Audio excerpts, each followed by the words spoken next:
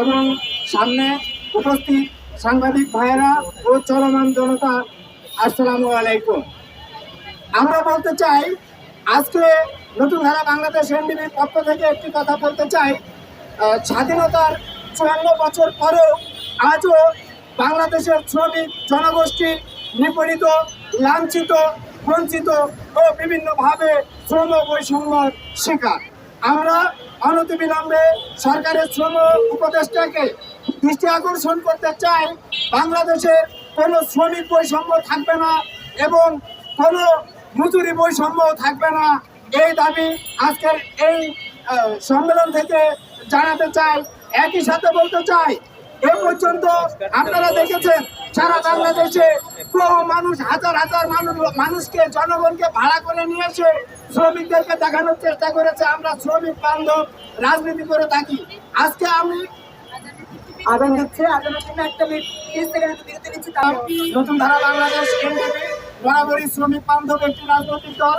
আমরা আবার স্মরণ করে দিতে চাই, স্বাধীনতার 54টি বছর পরেও আজও বাংলাদেশের প্রত্যেকটা শ্রমিক বৈষম্যের শিকার।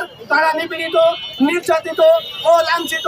তারা কর্মের জায়গায় নারী পুরুষের বৈষম্য, বেতন কাঠামো বৈষম্য, হাজিরা বৈষম্য, শ্রম বৈষম্য, এই সকল বৈষম্যের বিরুদ্ধে আজকে দৃঢ় প্রত্যয় নিয়ে আন্দোলনের সংগ্রামের মধ্য দিয়ে রাজপথে ঐক্যবদ্ধ হচ্ছে নতুন প্রজন্মের একমাত্র রাজনৈতিক ধারা, নতুন ধারা বাংলাদেশ এনডিবি।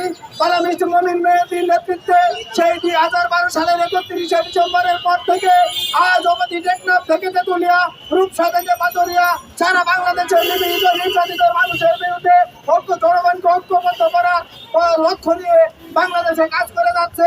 প্রিয় সাংবাদিক ভাইয়েরা ও শ্রমিক ভাইয়েরা, আপনাদেরকে দৃষ্টি আকর্ষণ করতে চাই এবং আজকে এই সাংবাদিক ভাইদের মাধ্যমে বাংলাদেশের শ্রম মন্ত্রণালয়ে যিনি অধীনস্থ রয়েছেন তার দৃষ্টি আকর্ষণ করতে চাই, একটি সুন্দর শ্রমিক বান্ধব, স্বনির্ভর এবং সুশিক্ষিত শ্রমিক। হ্যাঁ, শ্রমিক থাকবে, তবে শিক্ষিত শ্রমিক থাকবে। আপনারা দেখেন বাইরের দেশগুলোতে দেখেন, তারা উচ্চ শিক্ষিত হয়েও তারা তার শ্রম দিচ্ছে, কাজ করছে, কৃষি কাজ করছে, বিভিন্ন প্রতিষ্ঠানে শ্রম দিয়ে যাচ্ছে।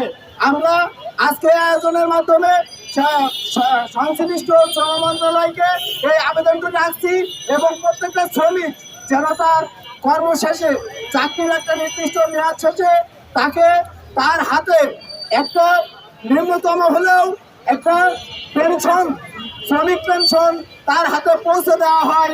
এই দাবি রেখেই আমি আমার সংক্ষিপ্ত বক্তব্য শেষ করছি। বিজয় বাংলাদেশ, বিজয় নতুন ভারত।